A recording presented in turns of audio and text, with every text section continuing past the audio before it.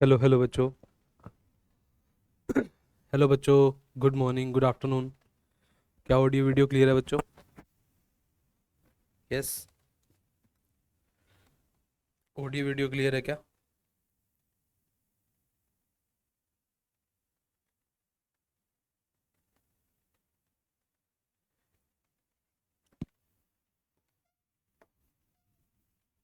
बेटा audio video clear है?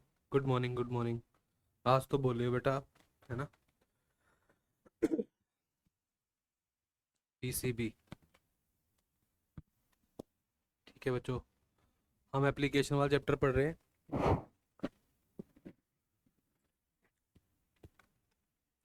यहाँ तक आपने पढ़ा बेटा? जो हमने किया था यहाँ तक आपने पढ़ लिया क्या? यस बच्चों, पढ़ लिया यहाँ तक?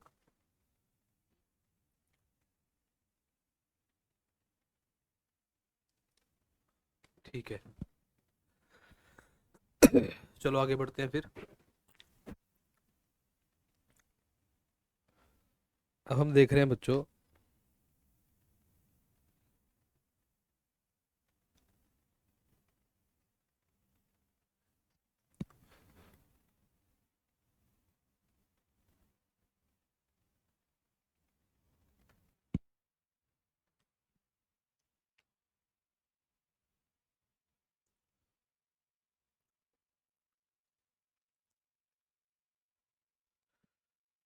पेस्ट रेजिस्टेंट प्लांट हम पढ़ रहे थे। हमने कहा था बच्चों, ऐसा कोई भी ऑर्गेनिज्म जो प्लांट को डिजीज करता है ना, उसको पेस्ट बोलते हैं, है ना? और अगर किसी प्लांट के पास,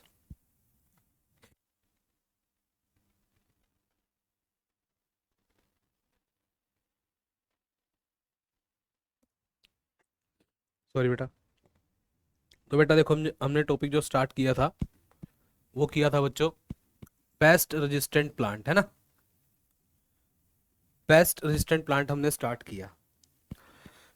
ऐसा कोई भी ऑर्गेनिज्म बेटा जो प्लांट को डिजीज करता है ना, उसको पेस्ट ही बोलते हैं। वो कोई बैक्टीरिया भी हो सकता है, फंगस भी हो सकता है, वायरस भी हो सकता है, कुछ भी हो सकता है, उसको पेस्ट बोलते हैं। और अगर हम किसी प्लांट के अंदर एक ऐसी पावर जनरेट कर पाए कि कोई उसका कुछ बिगाड़ ही ना पाए, कोई बैक्टीरिया, कोई वायरस, कोई फंगस उसका कुछ बिगाड़ ही ना पाए, तो ऐसे दमदार प्लांट को बोलते हैं बेटा पेस्ट रेजिस्टेंट प्लांट। ठीक है? जिनके पास पावर होती है रेजिस्टेंट की। तो काफी सारे नेमेटोड है बच्चों। नेमेटोड, कीड़े मकोड़े। तो काफी सारे बच्चों नेमेटोड्स है। ठीक है? कीड़े मकोड़े हैं जो प्लांट को डिजीज करते हैं, है ना? नीमा का मतलब होता है बेटा थ्रेड, धागों के जैसा कीड़ा, नेमेटोड। ये पैरासाइट है। पैरासाइट का मतलब होता है बेटा, अगर कोई छोटा ऑर्गेनिज्म किसी बड़े ऑर्गेनिज्म से न्यूट्रिशन लेता हो, है ना, उसकी बॉडी में मल्टीप्लाई करता हो, उसको पैरासाइट बोलते हैं। जिसकी बॉडी में वो रहता है उसको बोलते हैं बेटा होस्ट। ठीक है? A wide variety of plant and animals including human beings. काफी सारे नेमेटोड ऐसे हैं बेटा जो हमारे भी पैरासाइट है। ऐसे नेमेटोड है बेटा जो हमारी बॉडी में भी रहते हैं और हमें भी डिजीज करते हैं ना। तो ऐसे काफी सारे हैं बच्चों पैरासाइट ना। एक पैरासाइट बड़ा फेमस है जिसका नाम है बच्चों मेलिडोगाइने इनकोगनीशिया। सुना होगा आपने। ये इन्फेक्शन करता है बच्चों, किसमें? टोबैको के प्लांट में, है ना? ये रहा। ये हमारे पास एक प्लांट है बच्चों। आप खुद बड़े ध्यान से देख सकते हो। अगर आप इनकी रूट पर फोकस करोगे, इनकी रूट्स पर फोकस करोगे, आप खुद देखो बेटा कैसे हमने रूट का बहुत बड़ा नोड सा बनाकर आपको दिखा रखा है। ये रूट नोड्यूल है। कितनी मोटी सी इसके अंदर गांठ हो गई, है ना? कितनी मोटी सी गांठ हो गई। तो ये रूट नोड डिजीज है बच्चों। ये किसकी वजह से हुई है? बोलो। ये किसकी वजह से हुई है बेटा? बोलो। टोबैको का एक प्लांट है। इस प्लांट के ऊपर बेटा एक कीड़े ने अटैक किया। ठीक है, कीड़े ने इस पर अटैक किया। इस प्लांट ने इस कीड़े को खाने के लिए प्रोटीन दिया। Very good. मेलिडोगाइन कोग्निशिया, है ना। ये एक प्लांट है बच्चों। इस प्लांट पे कीड़े ने अटैक किया, नेमेटोड ने अटैक किया, इस प्लांट ने इसको प्रोटीन दिया। बेटा हमेशा कोई ना कोई पैरासाइट तभी सरवाइव करता है जब होस्ट उसे कुछ देता है। होस्ट देना बंद कर देगा तो पैरासाइट सरवाइव नहीं कर पाएगा। ये जो पैरासाइट है बेटा अगर सरवाइव कर पा रहा है, मल्टीप्लाई कर पा रहा है, तो कहीं ना कहीं इसको इस प्लांट से कुछ ना कुछ मिल रहा है, तभी इसकी मल्टीपल प्रोजेनी प्रोड्यूस हो गई। और देखते देखते क्या हुआ बेटा, इन्होंने इस प्लांट की रूट्स में बेटा बहुत बड़ी प्रॉब्लम क्रिएट कर दी, जिसको रूट नॉट डिजीज कहते हैं। अब खुद देखो, अगर किसी प्लांट्स की रूट्स में ही प्रॉब्लम हो जाएगी, वो प्लांट्स प्रॉपर तरीके से मिनरल एब्जॉर्ब नहीं कर पाएगा, वाटर एब्जॉर्ब नहीं कर पाएगा, उसकी प्रोडक्टिविटी डाउन हो जाएगी, डिक्रीज हो जाएगी। अब तुम बताओ तुम्हारे पास क्या ऑप्शन है, तुम इस टोबैको के प्लांट को इस नेमेटोड से कैसे बचा सकते हो? बोलो कैसे बचाओगे, सोचो। इस नेमेटोड से इस प्लांट को बचाना है, कैसे बचाओगे? बोलो ना। ना तो तुम बेटा अपनी मिट्टी के अंदर, जिस मिट्टी में ये कीड़े हैं, उस मिट्टी में आप पेस्टिसाइड डाल सकते हो। अगर आप बहुत ज़्यादा पेस्टिसाइड डालोगे तो उस मिट्टी का पीएच चेंज हो जाएगा, और पीएच चेंज होने से बहुत बड़ी प्रॉब्लम क्रिएट हो जाएगी, प्लांट वैसे ही मर जाएगा। तो ये भी नहीं कर सकते आप। पोल्यूशन भी तो होगा, सोइल पोल्यूशन। आप 24/7 वहां पर बैठ कर ये वेट भी नहीं कर सकते कब नेमेटोड आएगा, कब उसको मार देंगे हम। ऐसा भी पॉसिबल नहीं है, ना ही आपको वो नजर आने वाला है। तो बेटा ना तो आप उसको फिजिकली डायरेक्टली मार सकते हो इनको, ना ही बेटा आप इनको मारने के लिए कोई पेस्टिसाइड यूज कर सकते हो। फिर एक ही तरीका है बेटा, दिमाग एक ही लगाना पड़ेगा। क्या? अगर हम प्लांट के अंदर कुछ ऐसा चेंज कर दें कि ये प्लांट इसको प्रोटीन देना बंद कर दे, बस। अगर ये प्लांट इसको प्रोटीन देना बंद कर देगा तो ये नेमेटोड खुद ब खुद ही मर जाएगा, और हमारे प्लांट को नुकसान भी नहीं होगा। गलती इस नेमेटोड की नहीं है, गलती तो इस प्लांट की है। ये इसे खाना क्यों दे रहा है भाई? गलती नेमेटोड की नहीं है, गलती नेमेटोड की नहीं है, गलती तो प्लांट की है ना। तो बात को समझना बच्चों।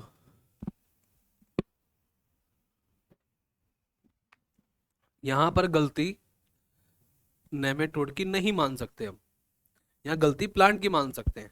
प्लांट क्यों दे रहे हो उसे खाने के लिए? मत दे।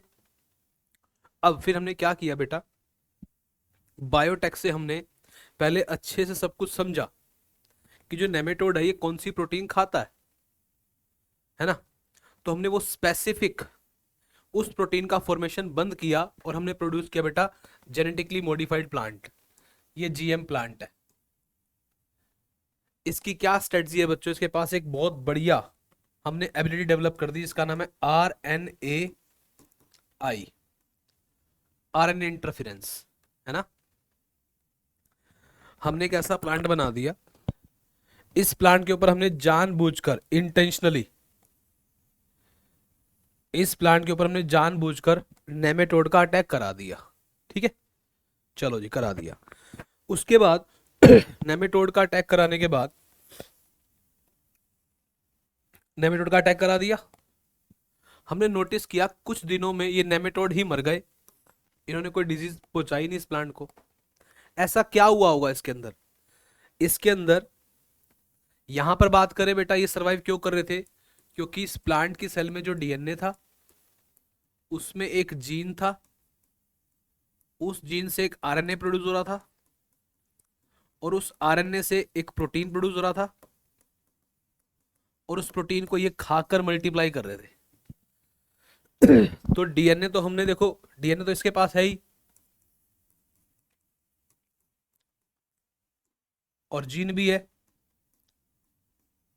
आरएनए भी प्रोड्यूस हुआ, लेकिन हमने इसको आगे फर्दर प्रोटीन फॉर्मेशन नहीं करने दिया। प्रोटीन फॉर्मेशन नहीं करने दिया हमने, इसको रोक दिया, बीच में ही रोक दिया। इसको आरएनएआई बोलते हैं, इसको हमने बीच में ही रोक दिया, आरएनए इंटरफेरेंस कर दिया। यानी ये जो प्लांट है इधर वाला प्लांट नॉर्मल प्लांट है, अगर मैं इसकी सेल की बात करूं, इसके डीएनए की बात करूं, इसके जीन की बात करूं, तो उससे आरएनए बनेगा, उससे प्रोटीन बनेगा। वो प्रोटीन नेमेटोड के काम आएगा, वो मल्टीप्लाई करेंगे और वो डिजीज करके ही रहेंगे। अगर मैं इस प्लांट की बात करता हूं, इस प्लांट के पास डीएनए भी है, जीन भी है, आरएनए भी प्रोड्यूस हो रहा है ना। फर्दर प्रोटीन प्रोड्यूस नहीं हो रहा, तो क्या हो रहा है, आरएनए आई हो रहा है, आरएनए इंटरफेरेंस हो रहा है ना। ये आरएनए आई है, आरएनए इंटरफेरेंस है, फर्दर प्रोटीन प्रोड्यूस नहीं हो पा रहा। इस बात को समझने की कोशिश करो। अब हमें प्रोटीन फॉर्मेशन रोकने के लिए क्या करना है, हमें प्रोटीन फॉर्मेशन रोकने के लिए क्या करना है, देखो जरा। दो तरीके हैं, या तो आप आरएनए को क्लीव करा सकते हो, कट करा सकते हो, एक ये तरीका है, या आप सिंगल स्टैंडर्ड आरएनए को डबल स्टैंडर्ड आरएनए बना दो,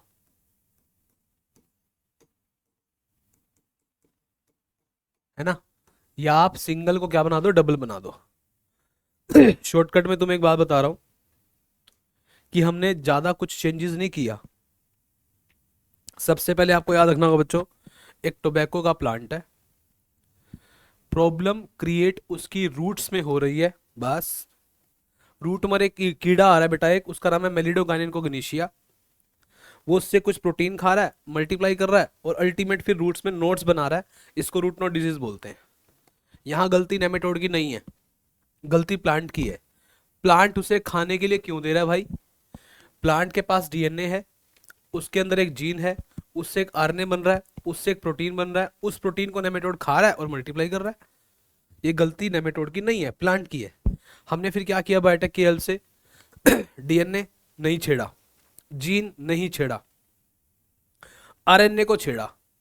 आरएनए को, जो आरएनए बेटा उसका प्रोटीन बनाता था, हमने उस आरएनए को प्रोटीन बनाने से बिल्कुल रोक दिया, बिल्कुल रोक दिया, है ना।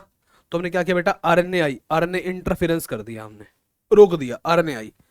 और इसको रोकने के दो तरीके हैं बेटा, या तो इसको आप क्लीव कर दो, या आप सिंगल को डबल बना दो, क्योंकि डबल स्टैंडर्ड आरएनए से फर्दर ट्रांसलेशन नहीं हो सकती, आपने जेनेटिक्स में पढ़ा होगा। क्या बात क्लियर है बेटा। और जब हम बेटा किसी भी प्लांट सेल में जीन डालते हैं तो हम यूज करते हैं एग्रोबैक्टीरियम का, ठीक है। अब बायोटेक की बेटा एप्लीकेशन देखते हैं हम मेडिसिन में। आप बताओ बेटा, मेडिसिन में बायोटेक ने क्या किया। बायोटेक ने बेटा मेडिसिन में हमारी क्या हेल्प की है, बहुत ज्यादा हेल्प की है। बायोटेक ने बेटा मेडिसिन में बहुत हेल्प की है हमारी, है ना। जैसे कि बेटा अगर हम बात करें,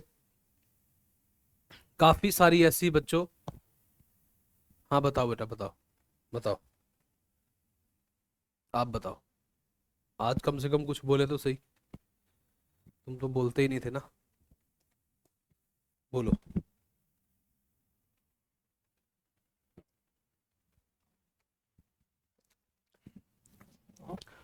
बोलो।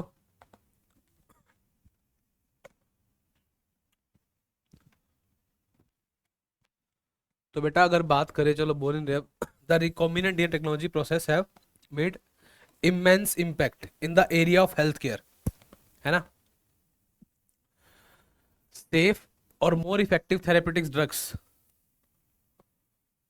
प्रोड्यूस करने के लिए अगर हम बात करें बच्चों, बायोटेक से हम आज उन सभी डिजीज का बहुत आसानी से ट्रीटमेंट कर रहे हैं जिनसे पहले लोगों की जान चली जाती थी। तो ये कितनी बड़ी बात है। ऐसी एक नहीं, कम से कम 100 डिसऑर्डर होंगे बेटा, 100 से भी ज़्यादा डिसऑर्डर होंगी, पहले उन डिसऑर्डर से डेथ हो जाती थी। आज हमने वो सब मैनेज कर लिया, हमने वो सब कंट्रोल कर लिया, है ना। आज हम इस तरीके से बेटा डिजीज का ट्रीटमेंट कर रहे हैं, काफ़ी ड्रेसफुल डिजीज का ट्रीटमेंट कर रहे हैं, जिससे पहले जान चली जाती थी, आज हमने उसको संभाल लिया।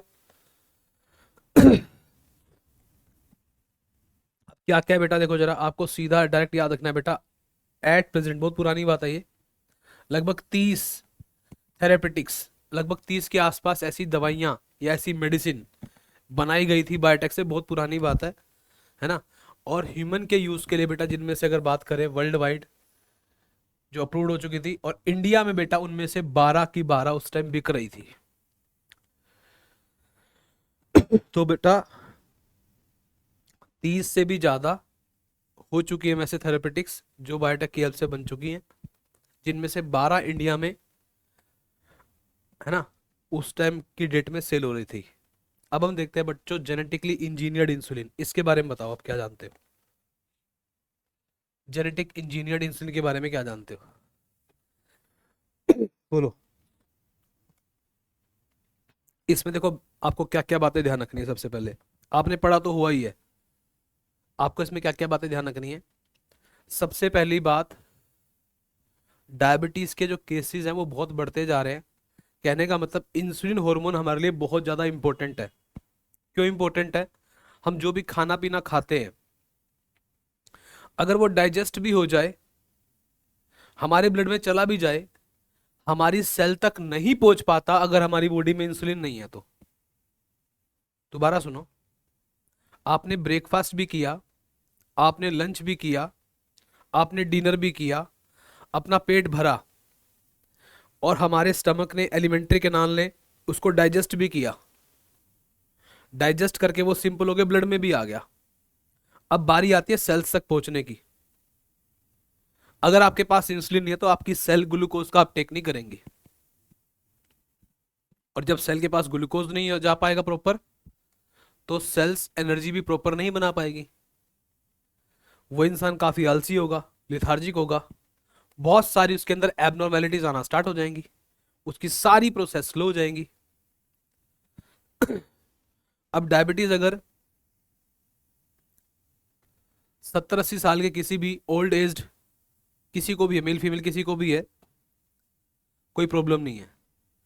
अगर डायबिटीज किसी 15 साल के बच्चे को हो जाए तो उसका तो इलाज करना पड़ेगा ना, इंसुलिन थेरेपी से कर ले कम से कम। तो स्टार्टिंग में बेटा गाय को मारकर इंसुलिन को निकाला गया था, गाय के बाद बेटा वो चीजें पिग पर शिफ्ट हो गई थी, उसको मारकर इंसुलिन निकाला गया था, गाय, उसके बाद पिग आ गए। दोनों ही केसेस में इंसुलिन महंगा था, पहली बात, इंसुलिन एलर्जी कर रहा था, दूसरी बात, बायोडाइवर्सिटी का लॉस हो रहा था। एक भी इसका पॉजिटिव कोई फायदा नहीं था, सारा नुकसान था बेटा। जब गाय से और पिग से निकाला गया इंसुलिन, तो उस केस में बच्चों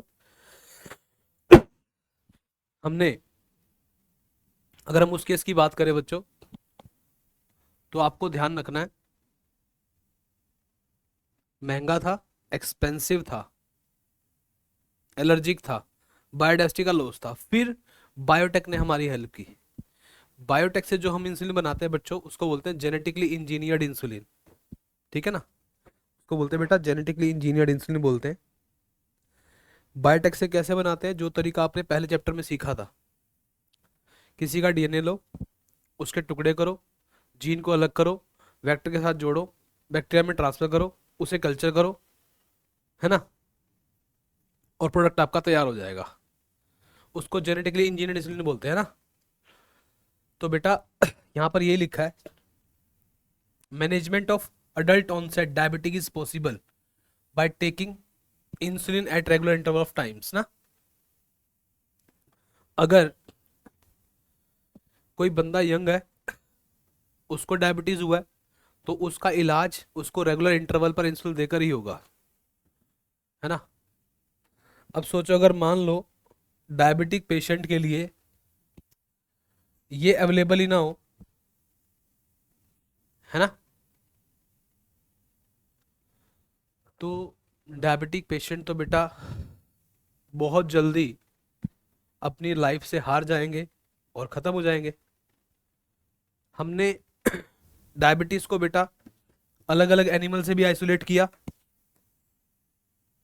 है ना, ठीक है, लेकिन बेटा वो अच्छा नहीं था, एलर्जी कोज करता था, ठीक है ना, एलर्जी कोजिंग था, बायोडाइवर्सिटी का लॉस था। हम कह रहे कि सोचो जरा, इमेजिन करो बेटा, अगर बैक्टीरिया हम अवेलेबल करा दे जो बेटा ह्यूमन इंसुलिन बहुत ज़्यादा प्रोड्यूस कर सकता हो, है ना, तो हम कितनी ज़्यादा क्वांटिटी में बेटा वो बनाकर बैक्टीरिया से कितने सारे लोगों की डिमांड को फुलफिल कर सकते हैं। तो कहने का मतलब ये बहुत बड़ी अचीवमेंट होगी हमारी कि अगर हमें इंसुलिन एक बैक्टीरिया बना के देगा, बहुत ही वो सस्ता होगा, एकदम परफेक्ट होगा, क्योंकि बैक्टीरिया के अंदर हम डायरेक्ट ह्यूमन का ही जीन इंसर्ट करेंगे, बिल्कुल प्योर इंसुलिन होगा वो, है ना, बिल्कुल प्योर।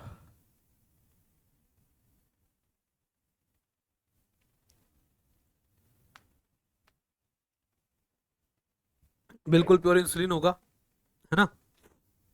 तो एक बात जरा सोचने की है, हम बनाना चाहते हैं बिल्कुल एकदम प्योर इंसुलिन, तो वो बैक्टीरिया ही बना सकते हैं। हम ह्यूमन का जीन निकालेंगे, उसकी बॉडी में डाल देंगे, बस हमें प्योर और परफेक्ट इंसुलिन मिल जाएगा। लेकिन यहां पर भी गड़बड़ हो गई बेटा, देखो जरा, गड़बड़ क्या हो गई, गड़बड़ हो गई ये, सोच के देखो, अगर आप बायोटेक के 7 स्टेप्स फॉलो करके एक प्रोडक्ट बनाओ और लास्ट में आपके प्रोडक्ट की वैल्यू एकदम जीरो, जीरो, तो कितना दुख होगा आपको, बहुत दुख होगा। ऐसा ही दुख स्टार्टिंग में इंसुलिन प्रोड्यूस करने वाली कंपनीज को हुआ, सबको झटका लगा, सबको, ये झटका बहुत बड़ा था।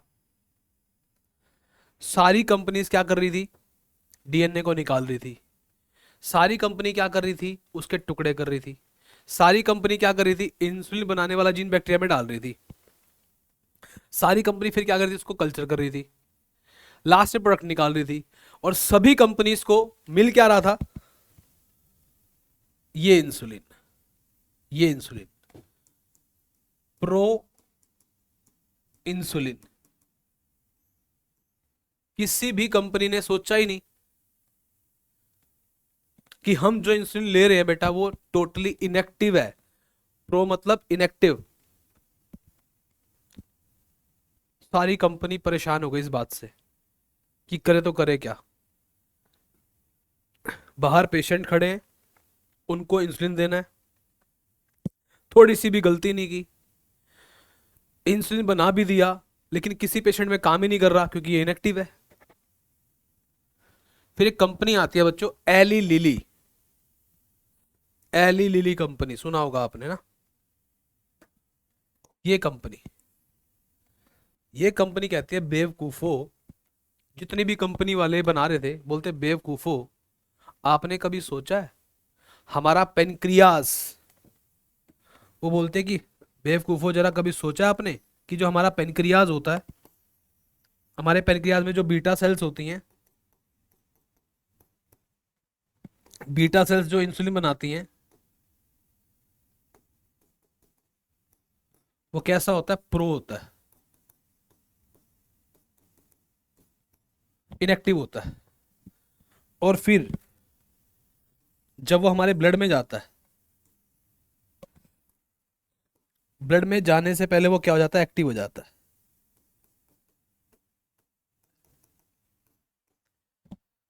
ये क्या चीज है,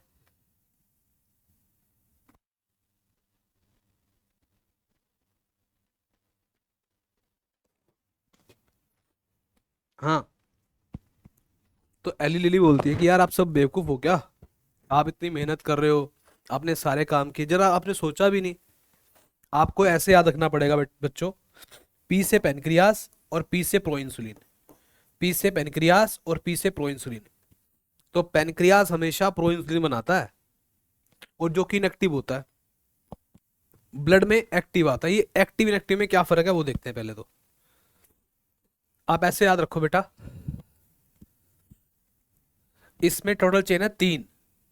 इसको नाम दिया बेटा मैंने ए, इसको नाम दिया बेटा मैंने बी, इसको नाम दिया बेटा मैंने C. A B C, clear? A B and C 3 chain है, ए है, बी है और सी है। बात को समझना, A chain, B chain and C chain, A chain, B chain and C chain, total 3 chain है। आपको ऐसे याद रखना है कि सर एक लड़का है आमिर खान, उसकी गर्लफ्रेंड है, उसका नाम है बेबी, ए और बी, यानी ये गर्लफ्रेंड ये बॉयफ्रेंड, ये गर्लफ्रेंड एक बॉयफ्रेंड। अब इनके साथ एक इनका दोस्त है, उस दोस्त का नाम है सी। जब तक ये दोस्त सी इनका इनके साथ है वो कुछ भी नहीं कर सकते। वो क्या है बेटा? इनएक्टिव है। एक लड़का एक लड़की, ये दोनों गर्लफ्रेंड बॉयफ्रेंड है, एक इनका दोस्त है सी, इसने इनको इनएक्टिव बना रखा है। जैसे ही ये सी लड़का इनसे दूर हो जाता है, ये देखो, जैसे ही ये सी लड़का इनसे दूर हो जाता है तो ये दोनों क्या हो जाते हैं बेटा? एक्टिव। अब ये एक्टिव है, समझे बात को? तो बेटा इंसुलिन किसी को नहीं पता था कि सच में 2 टाइप का होता है, प्रो इंसुलिन और इंसुलिन। प्रो मतलब इनएक्टिव। आपको ऐसे याद रखना है, हमारा पेनक्रियास जो इंसुलिन बनाता है उसका नाम प्रो इंसुलिन है। हमारा पेनक्रियास जो इंसुलिन बनाता है उसका नाम प्रो इंसुलिन है। लेकिन हमारे ब्लड में जो होता है बेटा वो एक्टिव होता है, और प्रो में, इनएक्टिव में एक्टिव में क्या डिफरेंस है? इनएक्टिव में 3 चेन होती हैं, एक्टिव में 2 होती हैं। फिर एली लिली ने क्या किया? वो बोलता है कि हमने कभी भी बाकी सभी बेवकूफ कंपनियों की तरह ये कोशिश नहीं की कि हम पेनक्रियाज ले, उसकी बीटा सेल ले, उसका डीएनए ले, उसका जीन ले, वेक्टर के साथ जोड़ दें, बैक्टीरिया में ट्रांसफर कर दें, प्रोडक्ट को बना दें। क्योंकि हमें पता है, हमें इस बात का पता है पेनक्रियाज से जो प्रोड्यूस होगा इंसुलिन वो हमेशा प्रो होगा, प्रो। क्यों करेंगे हम ऐसा? तो एली लिली बोलते हैं कि हम ए को अलग बनाएंगे, बी को अलग बनाएंगे और बाद में दोनों को जोड़ देंगे। बस ए चेन अलग बनाएंगे, बी चेन अलग बनाएंगे, बाद में दोनों को जोड़ देंगे इंटर डाइसल्फाइड बॉन्ड से। क्या बात क्लियर है? तो एली लिली ने ऐसा किया बेटा, इस बात को समझो जरा, मैं आपको समझा ही देता हूं, थोड़ा सा जरूरी है चीजें।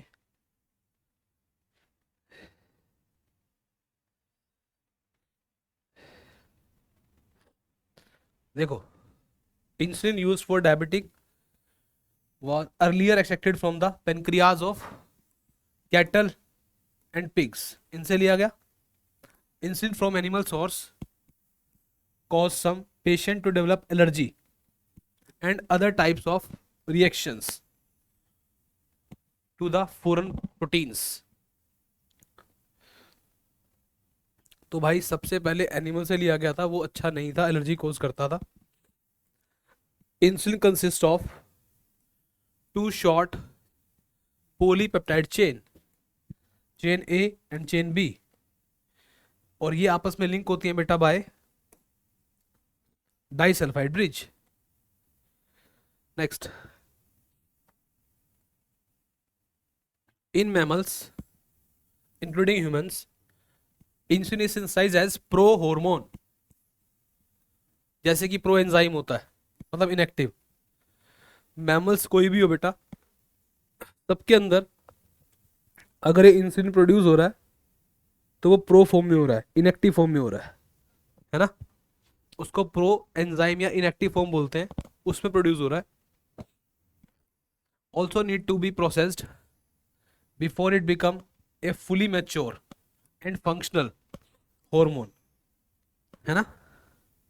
और फंक्शनल हार्मोन बनाने के लिए क्या करना पड़ेगा बेटा? हमें एक्स्ट्रा स्ट्रेच एक्स्ट्रा चेन जो पॉलीपेप्टाइड की है सी चेन उसको निकालना पड़ेगा। वो निकल जाएगी तो हमारा इंसुलिन एक्टिव हो जाएगा ना।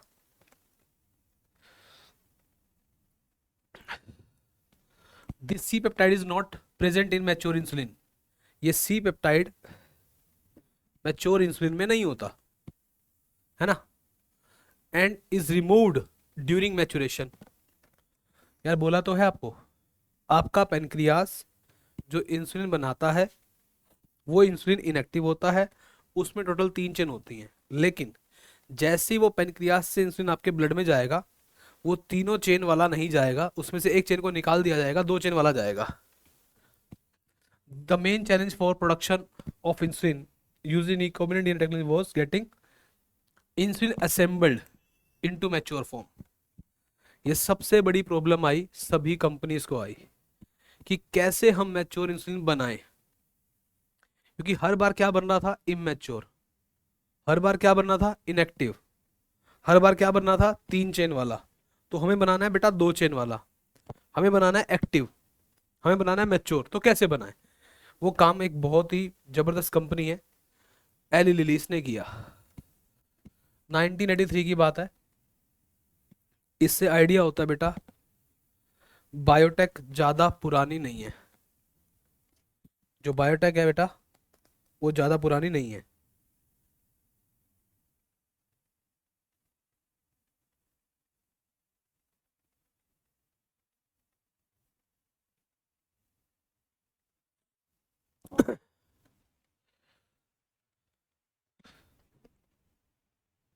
नाइनटीन एटी थ्री की बात है बेटा, देखो जरा, बायोटेक ज्यादा पुरानी नहीं है। एक अमेरिकन कंपनी थी बेटा एली लिली। इसने क्या किया, प्रिपेयर किया 2 डीएनए के सीक्वेंस ए और बी के लिए, है ना, chains of insulin and introduce into them in plasmid of E coli, जिससे ए और बी चेन प्रोड्यूस हुई बेटा अलग अलग। और बाद में बेटा से कंबाइन कर दिया गया बेटा किसके साथ, डाइसल्फाइड बॉन्ड के साथ। ठीक है ना बात। तो बेटा इसका प्रॉब्लम का सॉल्यूशन हमारी बहुत ही सुंदर कंपनी एली लिली इसने किया 1983 में। हर एक साइंटिस्ट इंसुलिन को बना तो पा रहा था, लेकिन वो कैसा बना पा रहा था, इनएक्टिव, ये वाला। तो बेटा मेन बात है इसके अंदर, देखो पूरे टॉपिक के अंदर क्या निकलती हैं। एक तो आपको ध्यान रखना है कि स्टार्टिंग में ये इंसुलिन कहाँ से आ रहा था बेटा, गाय से, कैटल से और पिग से। उसकी 3 बड़ी प्रॉब्लम थी बेटा। एलर्जी कोज कर रहा था, महंगा था, क्योंकि हार्मोन हमेशा ट्रेस अमाउंट में प्रोड्यूस होते हैं बेटा, बहुत कम क्वांटिटी में प्रोड्यूस होते हैं। महंगा था, एलर्जी कोज कर रहा था, और महंगा, एलर्जी कोज और बायोडाइवर्सिटी का लॉस।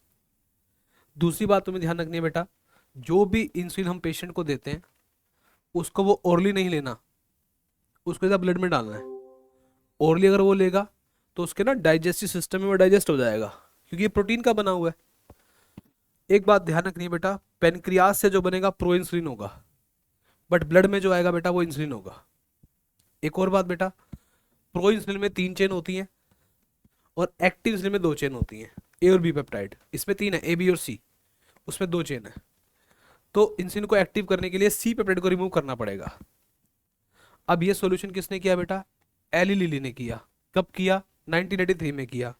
उसने ए को अलग बनाया, बी को अलग बनाया, बाद में जोड़ दिया किससे, इंटर डाइसल्फाइड ब्रिज से। ये रहा इंटर डाइसल्फाइड तो है बेटा, ये इंटर डाइसल्फाइड तो है, ये इंट्रा है बेटा, है ना, इंट्रा। क्लियर, ठीक है। अब आता है बेटा gene therapy. Gene therapy, therapy का मतलब क्या होता है बच्चों, थेरेपी, थेरेपी क्या होता है, बोलो, थेरेपी क्या होता है बच्चों।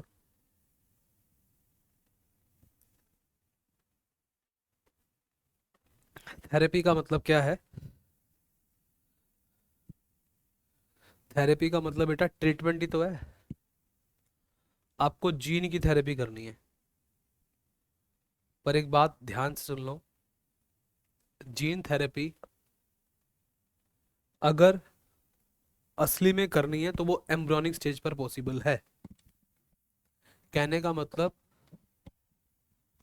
जेनेटिक डिसऑर्डर का इस दुनिया में कोई इलाज नहीं है ना।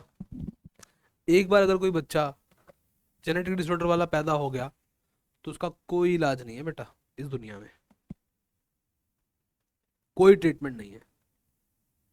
फिर हम क्या कर सकते हैं बच्चों, हम एक तरीका सीखेंगे इसके अंदर कि किस तरीके से जीन थेरेपी की जाती है। तो यहां पर लिखा हुआ है, अगर एक इंसान जेनेटिक डिसऑर्डर से पैदा हो गया तो हम उसका भी इलाज कर सकते हैं बेटा जीन थेरेपी से। तो जीन थेरेपी क्या है बेटा, एक तरीके से आपको बोलना है सर रिप्लेसमेंट करना है, किसी के डिफेक्टिव जीन को रिप्लेस करना है करेक्टिव जीन से, बढ़िया जीन से। उसका बेकार जीन निकाल दो और बढ़िया जीन उसकी बॉडी में डाल दो, ठीक है। उसको हम जीन थेरेपी बोलते हैं। तो जीन थेरेपी एक बहुत अच्छा अटेम्प्ट है बेटा इसके लिए। Gene therapy is collection of method that allow the correction of a gene defect that has been diagnosed in a child or embryo। अगर किसी बच्चे में और किसी एम्ब्रियो में हमें कोई डिफेक्ट जीन मिला है तो हम उसको रिप्लेस कर सकते हैं बेटा, उसका खराब जीन निकालकर हम बढ़िया जीन उसकी बॉडी में डाल सकते हैं। उसी को हम जीन थेरेपी बोलते हैं। यहाँ पर जीन थेरेपी आपको सिखाएंगे किसकी की गई बेटा, तो हम क्या करेंगे बेटा, gene are inserted into a person cells and tissue to treat disease, correction of genetic defect involve delivery of normal gene into the individual और एम्ब्रियो। सबसे पहली जो जीन थेरेपी की गई थी बेटा वो की गई थी 1990 में। सोच के देखो, बायोटेक ज्यादा पुरानी नहीं है। बायोटेक मैक्सिमम से मैक्सिमम 50 साल पुरानी है बस। मतलब अगर हम बात करें बेटा तुम्हारे फादर के टाइम में, है ना, अगर हम बात करें जो तुम्हारे फादर का एज ग्रुप है बेटा उन उतनी पुरानी ही बायोटेक है, ज्यादा पुरानी बायोटेक नहीं है। 51 साल पुरानी है बायोटेक, ज्यादा पुरानी बायोटेक नहीं है। तो 1990 में बेटा एक 4 साल की लड़की थी, उसको दिक्कत हो गई थी।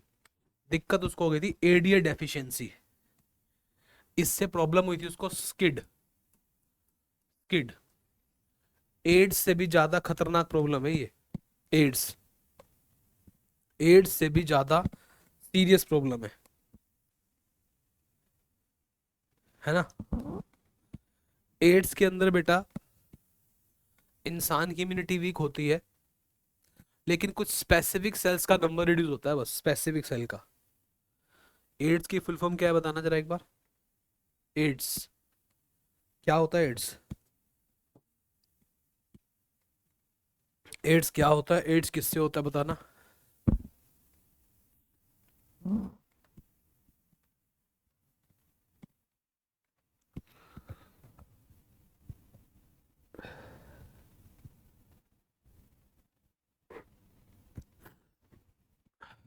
बोलो, चलो सुनो। एड्स तुम्हें पता है बेटा एक्वायर्ड इम्यूनो डेफिशिएंसी सिंड्रोम है। मतलब बात क्या क्या है बेटा, एक्वायर्ड का मतलब ये नहीं कि आफ्टर बर्थ होता है। यहाँ पर एक्वायर्ड का मतलब ये है कि इसमें प्रॉब्लम एक्वायर्ड इम्यूनिटी में आती है, इननेट में नहीं आती। एक्वायर्ड इम्यूनिटी में जो हमारी स्पेसिफिक है। तो ये acquired immuno deficiency, immune system की डेफिशिएंसी है। इसमें काफी सारे सिम्टम्स नजर आते हैं, इसलिए इसको सिंड्रोम कहते हैं, है ना। अब अगर हम समझे जरा सोचे,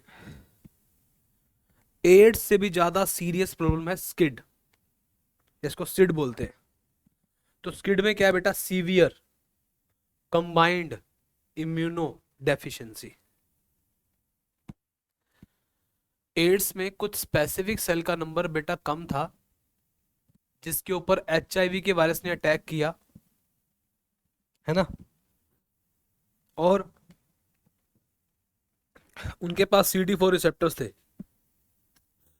क्लियर। CD4 receptors.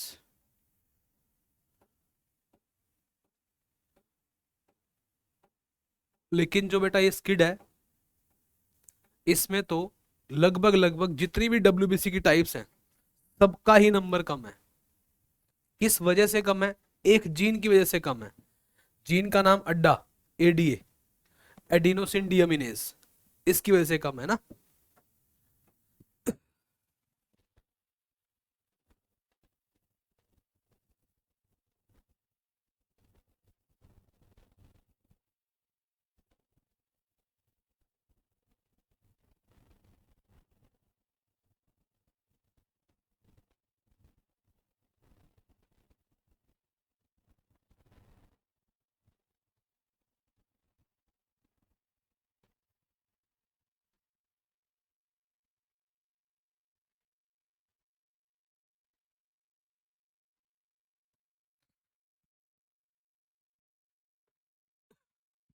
तो बेटा ADA एंजाइम है ये बड़ा इंपॉर्टेंट रोल प्ले करता है हमारे इम्यून सिस्टम के फंक्शन के लिए, है ना, इम्यूनिटी को स्ट्रोंग करने के लिए। अगर किसी की बॉडी में बेटा ये एंजाइम की डेफिशिएंसी हो जाए, ADA, तो उनकी WBC डिवाइड नहीं कर पाती, प्रोलिफरेट नहीं कर पाती ना।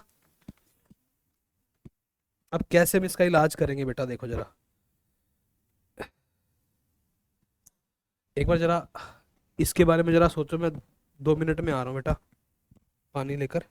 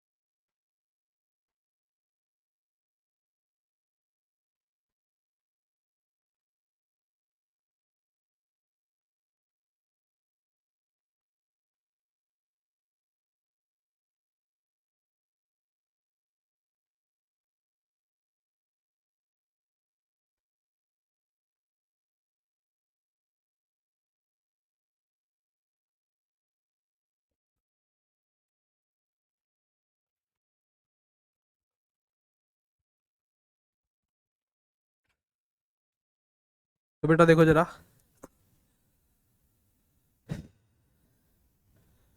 एडिनोसिन डीअमीनेज, आप इसका ट्रीटमेंट कैसे करोगे बताओ। इस 4 साल की लड़की का इलाज कैसे करोगे? आपके पास 3 ऑप्शन है,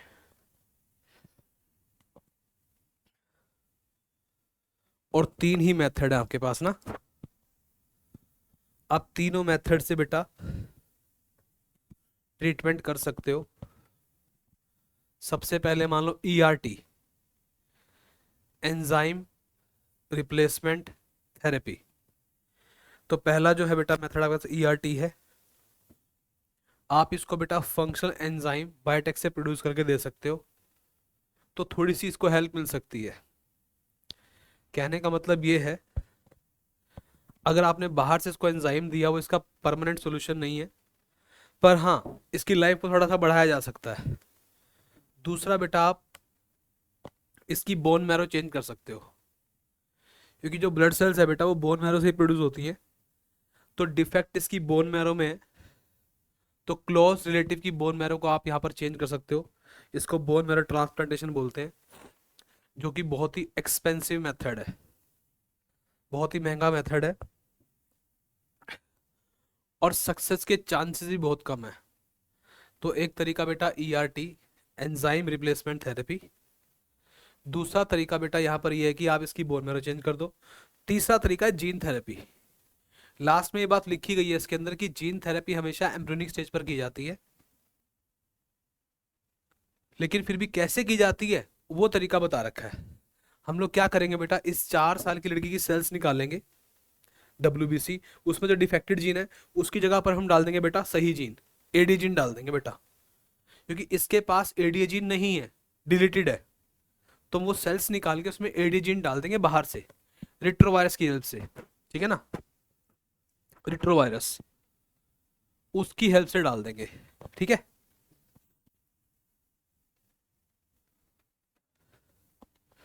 In some children, AD deficiency can be cured by bone marrow transplantation. In other, it can be treated by enzyme replacement therapy, in which functional AD is given to the patient by injection. तो दो तरीके यहाँ पर लिख दिए बेटा, या तो बोन मैरो ट्रांसप्लांटेशन, या आप उसको एंजाइम दे दो, ठीक है। उसके बाद प्रॉब्लम क्या है फिर इन दोनों बेटा अप्रोचेज में? They are not completely curative. कहने का मतलब इसको हम कंप्लीटली ठीक नहीं कर सकते, ये कंप्लीटली क्यूरेबल नहीं है। As the first step towards gene therapy, lymphocytes from the blood of the patient grown in culture outside the body। सबसे पहले हम इस गुड़िया की सेल्स को बाहर निकालेंगे, वहां पे कल्चर करेंगे, उन सेल में ADA जीन डाल देंगे, फिर वापिस से उस लड़की की बॉडी में दे देंगे। मान लो ये लड़की है, मान लो हमने इस हाथ से उसकी लिम्फोसाइट्स को बाहर निकाला, उसे कल्चर किया, उसमें फंक्शनल जीन डाल दिया, फिर वापिस से उसको उसकी बॉडी में इंट्रोड्यूस कर दिया, है ना। ये function ADA cDNA using retroviral introduce into the lymphocytes, और वापिस से फिर हम क्या करेंगे बेटा, रिटर्न बैक पेशेंट की बॉडी में इसको डाल देंगे। तो भाई कुल मिला के ये है कि उनकी उन सेल्स को निकालना है जिनके पास ADA जीन नहीं है, उसमें इंट्रोड्यूस करके वापिस से उसकी बॉडी में डाल देंगे। पर ध्यान रखना यहाँ पर ADA जीन डालने के लिए हम यूज करते हैं रिट्रोवायरस, ठीक है। जैसा कि बेटा ये सेल्स इमोर्टल नहीं होती ना, ऐसा तो है नहीं कि हमने एक बार जीन डाल दिया और जिस सेल में डाला जिंदगी भर वो उसकी बॉडी में जिंदा रहेंगी, उनकी भी डेथ होगी बेटा, उनकी भी लाइफ है, तो उसके बाद ये काम बार बार दोबारा रिपीट करना पड़ेगा, तो ये परमानेंट सॉल्यूशन नहीं है। The patient requires periodic infusion of such genetically engineered lymphocytes. Patient को बार बार अपनी सेल्स को निकलवाना होगा, उसमें जीन डलवाना होगा, फिर वापस से बॉडी में रिटर्न बैक कराना होगा, ये बार बार काम करना पड़ेगा। However, the gene isolated from the marrow cells producing ADA introduced into the cells at early embryonic stage, it could be permanent cure। अगर ये काम हम एम्ब्रियोनिक स्टेज पर कर देते तो शायद इसका भी परमानेंट इलाज हो जाता। तो अगर हम परमानेंट सॉल्यूशन चाहते हैं तो परमानेंट सॉल्यूशन तो तभी पॉसिबल है बेटा जब एम्ब्रियोनिक स्टेज पर इस काम को किया जाए, है ना। तो अगर हम एम्ब्रियोनिक स्टेज पर इस काम को कर रहे हैं तभी हम इसका परमानेंट सॉल्यूशन निकाल सकते हैं, अदरवाइज नहीं। अब एम्ब्रियोनिक स्टेज पर हमें पता कैसे चलेगा बेटा, एम्ब्रियोनिक स्टेज पर हमें पता चलेगा, आपने पढ़ा होगा पेडिग्री एनालिसिस से, फैमिली के ट्री से आइडिया हो जाएगा हमारे को, है ना। तो बच्चों आज हमने क्या क्या देखा बताओ। यहाँ तक किसी को कोई डाउट हो तो पूछो बेटा पहले एक बार, यहाँ तक किसी को कोई डाउट है तो पूछ लो।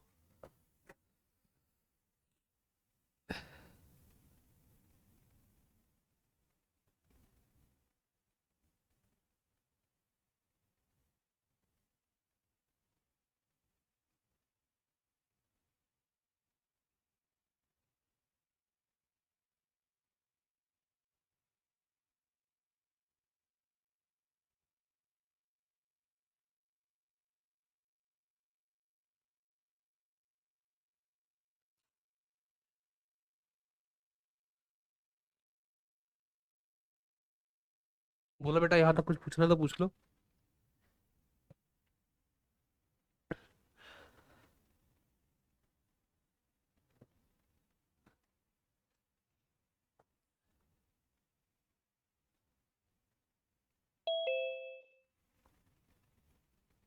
क्लियर है।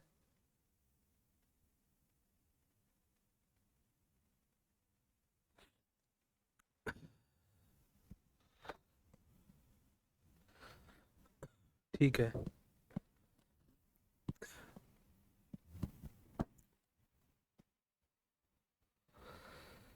चलो फिर बेटा ये कर देते हैं हम, मॉलिक्यूलर डायग्नोसिस स्टार्ट कर लेते हैं। अच्छा क्या बताओ, किसी भी डिसऑर्डर के ट्रीटमेंट के लिए सबसे पहला स्टेप तो डायग्नोसिस होता है ना बेटा, कि हम उस डिसऑर्डर की पहचान करें, डायग्नोसिस करें, है ना। तो बेटा आप किसी भी डिसऑर्डर का प्रॉपर ट्रीटमेंट तभी कर पाओगे जब आपको उसके बारे में पता होगा कि प्रॉब्लम क्या है।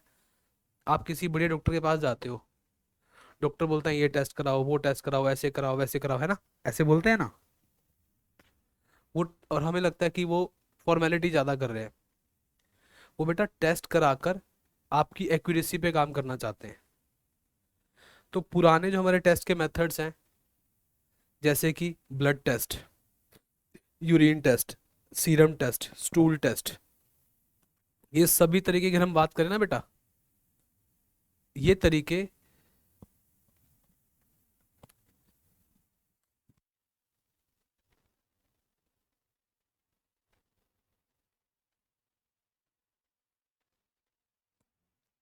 ये अर्ली डिटेक्शन के लिए पॉसिबल नहीं है। जैसे किसी को कैंसर हुआ, ब्लड कैंसर को छोड़ के कैंसर हुआ, तो बेटा सिंपल ब्लड टेस्ट है, यूरिन टेस्ट है या स्टूल टेस्ट है, उसके कैंसर का पता नहीं लग सकता। तो एड्स हुआ, काफी सारी ऐसी डिजीज हैं बेटा जिन डिसऑर्डर का पता ही नहीं चलता। किनसे? नॉर्मल ट्रेडिशनल जो हमारे मेथड है डायग्नोसिस के। फिर बायोटेक ने क्या किया बेटा, बायोटेक ने कुछ ऐसे मेथड बनाए जिससे हम बेटा अर्ली डिटेक्शन कर सकते हैं, है ना। तो बेटा देखो जरा, you know that for effective treatment of a disease, आप सब जानते हो बेटा किसी भी बीमारी का इफेक्टिव इलाज करने के लिए early diagnosis and understanding is, है ना, it's pathophysiology is very important, है ना।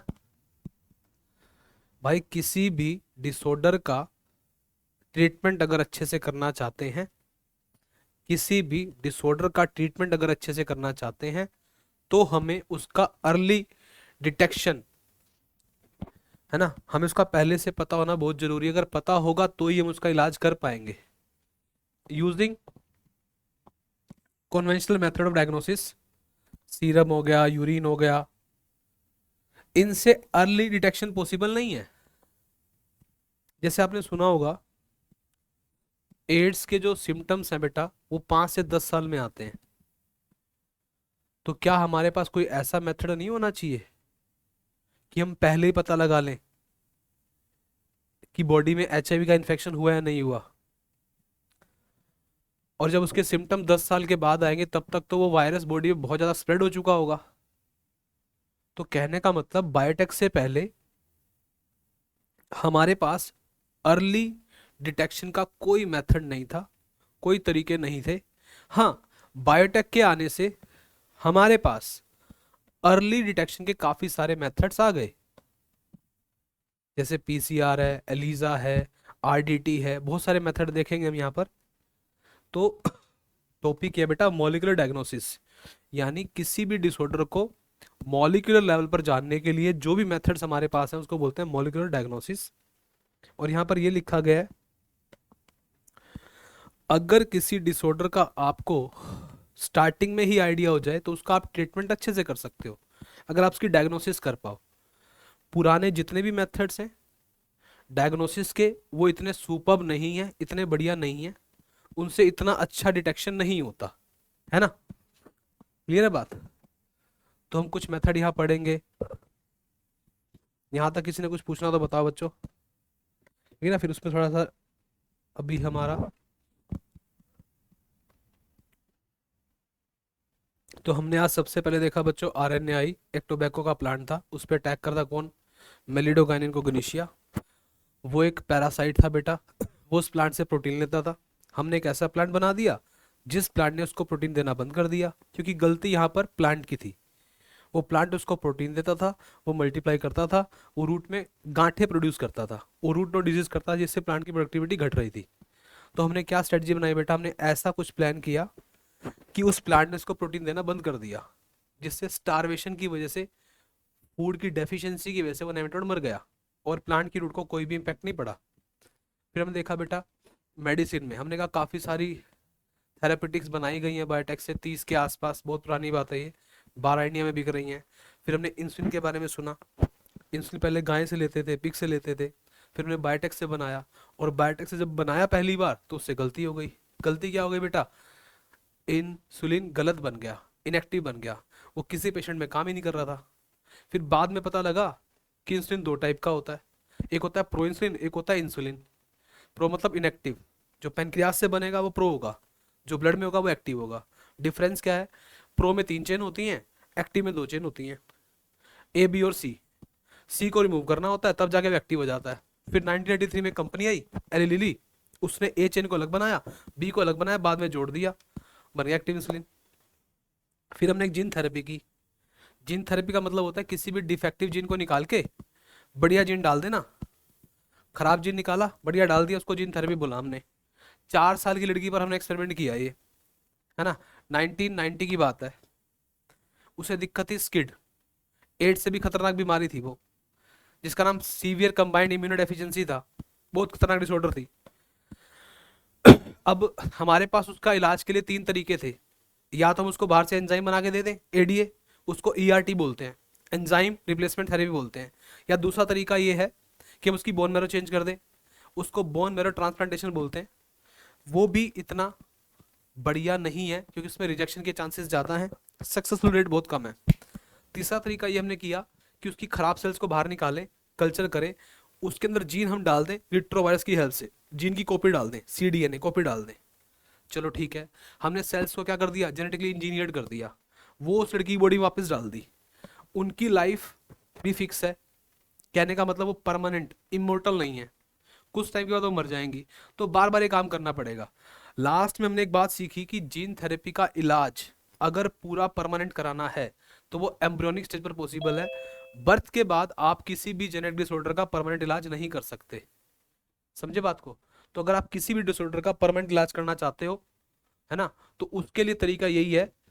क्या तरीका है उसके लिए, बोलो। परमानेंट इलाज के लिए तरीका यही है,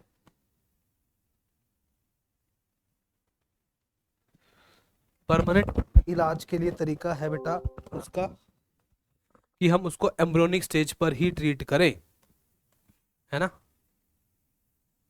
तो बच्चों वैसे इसका भी फर्दर जो पार्ट है, एक छोटी सी क्लास अगली हमारी एक पूरी एक क्लास लगेगी, फिर चैप्टर हमारा कंप्लीट हो जाएगा, फिर हम इसके डाउट्स जो तुम्हारे हैं बेटा तुम डिस्कस कर सकते हो। तुम बोलते बहुत कम हो, थोड़ा बोला करो, डाउट्स लिया करो, प्रॉब्लम लिया करो, तो ज़्यादा अच्छा रहेगा। है ना। तो फिर बेटा आज इसको हम यहीं तक करते हैं। नेक्स्ट जो इसका चैप्टर का पार्ट है वो हम नेक्स्ट क्लास में कंप्लीट करेंगे। उसके बाद फर्दर फिर अपना नया चैप्टर स्टार्ट करेंगे और क्वेश्चंस करेंगे, ठीक है बच्चों। तो आज के लिए बेटा हम इतना ही करते हैं।